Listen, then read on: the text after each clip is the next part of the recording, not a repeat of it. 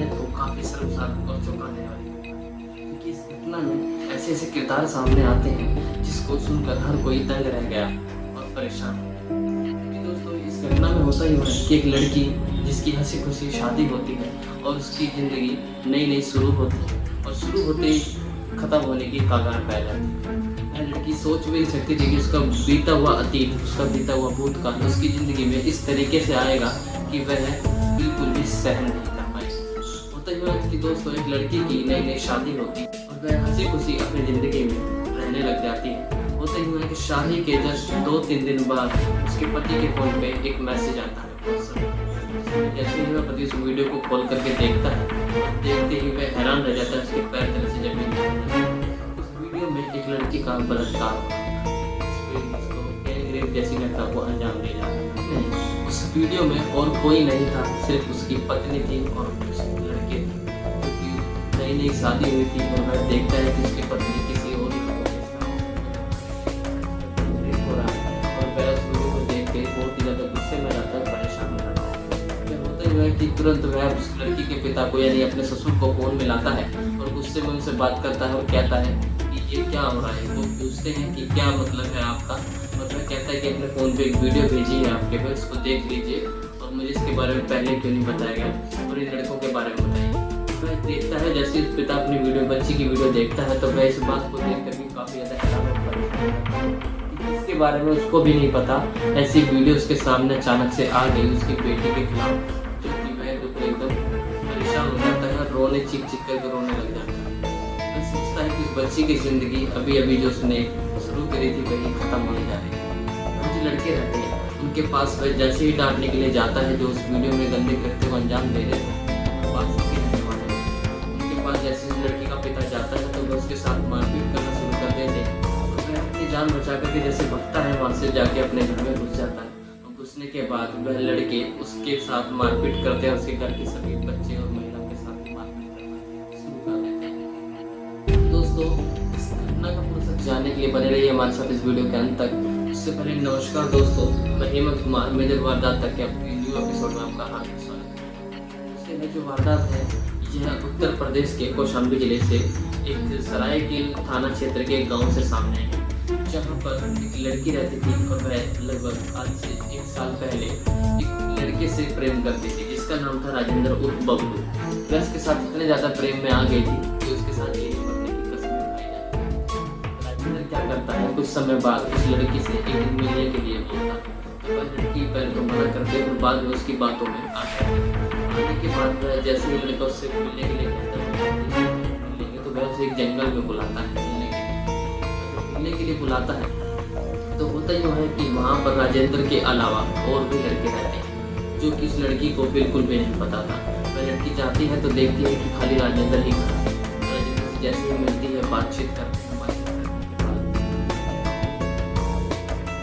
लड़की रहती है मना करती है, पर लेकिन वह लड़का नहीं मानता और फिर भी जबरदस्ती उसके साथ संबंध बना देते हैं। और बनाने के बाद उसको ये नहीं पता था कि यहाँ पर राजेंद्र के अलावा और भी कोई है। और होता ही है कि तुरंत जैसे ही वह चलने को होते हैं, जैसे ही वह लड़की कपड़े पहनती है, तुरंत वहाँ पर और भी लड़के आ जाते हैं। तो कहते हैं कि हमने तो यहाँ संबंध बनाते हुए देखा। ऐसी बात को देखकर बिल्कुल हैरान हो जाती है और रोने लग जाती है। वह कहती है मुझे छोड़ दो, पर लेकिन वे हैवान उसकी एक नहीं छोड़ते। तो राजेंद्र को उल्टा सीधा बोलते हैं तो राजेंद्र कह देता है मुझे इसके बारे में कुछ नहीं पता, लेकिन मैं पहले से ही इन सब चीज़ों में मिला हुआ था। के चलते मैं उस लड़की के साथ गंदी वीडियो बनवाने के बाद लड़के बारी बारी से उसके साथ गैंग रेप जैसी घटना इसी के चलते होता कुछ नहीं है कि वहाँ से वह लड़की चली जाती है और सोचती है इसको एक पुराना और बेकार धोखा समझ के बुलाती है, पर लेकिन उसको यह नहीं पता था कि यह एक अतीत जो है यह उसकी नई जिंदगी को भी तबाह कर देगा। इसी के चलते इस लड़की की जो है 25 जून को उसके पिता शादी कर देते हैं, जो कि मध्य प्रदेश के जिला रीवा में शादी हो जाती है। शादी ठीक ठाक चलती है।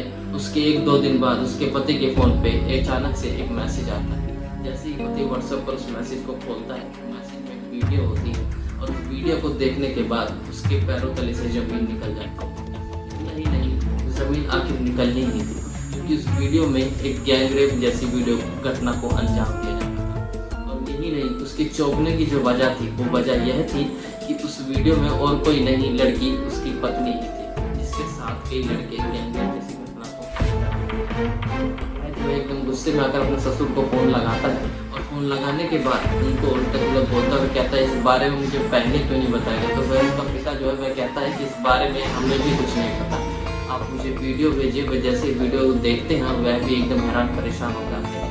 तो जल्दी से गुस्से में आकर उस राजेंद्र उर्फ बबलू के घर पे जाते हैं। घर पे जाने के बाद जैसे उसको डांटना शुरू करते हैं तो वह बिना कुछ सोचे समझे डंडा उठाकर उनको मारना शुरू कर देता है। और वह जो अपनी जान बचाकर जैसे ही भागता है तो राजेंद्र कुछ लड़कों के साथ मिलकर उसके घर पहुंचता है। लड़की के घर पर जाने के बाद उसके पिता, माता, घर की जो महिलाएं, बच्चे रहते हैं सबके साथ मारपीट करना शुरू कर देता है। इसी के चलते फिर उसका जो पिता है वह जान बचाकर अपनी भागता है और थाने की तरफ जा करके रिपोर्ट दर्ज कराता है। और रिपोर्ट में जो है लड़कों के नाम लिखवाता है। सभी आरोपी जो रहते हैं शिवा, देवा, टुंडी, पंकज, राजेंद्र उर्फ बबलू के खिलाफ FIR दर्ज कराई जाती है। इस FIR को जो जांच करते हैं, यह जांच करता है SP ब्रजेश कुमार श्रीवास्तव जी। ये इसकी घटना की जांच करते हैं और जांच में जैसे ही लड़कों को पकड़ने के लिए जाते हैं तो खाली 2 ही गिरफ्तार हो पाते हैं, तो राजेंद्र उर्फ बबलू और एक शिवा, बाकी सब फरार हो जाते हैं। इसी के चलते वह इस घटना की जब जानकारी देते हैं तो वह बताते हैं कि उस लड़की के 161 बयान लिए गए हैं, जिसमें उस लड़कों को आरोपित घोषित कर दिया गया। उस वीडियो को एविडेंस के तौर पर कलेक्ट किया गया है, जिसमें उस लड़कों के ऊपर कड़ी धाराएं लगाई गई हैं, जैसे कि IPC की धारा 323, धारा 506 और धारा 452, धारा 307, उसके साथ 34, 336 धारा IT एक्ट की धारा 67 के तहत उन पर मामला दर्ज कर लिया गया, जो कि कड़ी धाराओं में मामला दर्ज है, जो कि वह छुपना नामुमकिन है। और वह उनकी तहरीर पर जो है उन लड़कों की भी एक टीम बना के उनको ढूंढा जा रहा है। पर अभी 2 से ही बातचीत जारी है, उनसे जैसे ही और भी जानकारी मिलेगी आपको सूचना दे देंगे। ऐसा ब्रजेश कुमार श्रीवास्तव ने बताया। दोस्तों, इस घटना को सुनाने का उद्देश्य हमारा किसी को हैरान करना, परेशान करना या किसी की भावनाओं को ठेस पहुंचाना है। हमारा सिर्फ इतना मकसद है कि आप जागरूक हो सकें। दोस्तों, कुछ घटनाएं ऐसी होती हैं जो कि वाकई में ही सोचने में मजबूर कर देती हैं, जो कि आजकल बहुत ही ज़्यादा हो रहा है।